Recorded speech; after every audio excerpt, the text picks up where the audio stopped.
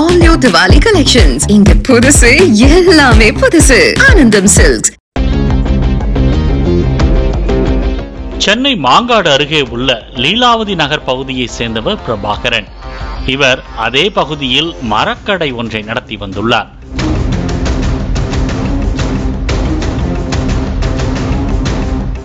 பிரபாகரனின் மரக்கடையில் ஏராளமான வடமாநில தொழிலாளிகள் பணிபுரிந்து வந்ததாக சொல்லப்படுகிறது.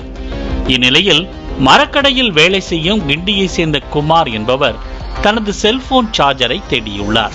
அப்போது உத்தரப்பிரதேச மாநிலத்தை சேர்ந்த அனில் பாண்டே என்ற சக ஊழியர் குமாரின் சார்ஜரை எடுத்து ஒளித்து வைத்துவிட்டு சார்ஜரை தராமல் கிண்டலடித்து வந்ததாக கூறப்படுகிறது. பின்னர் அனில் பாண்டே சார்ஜரை குமாரிடம் கொடுத்ததாக தெரிகிறது.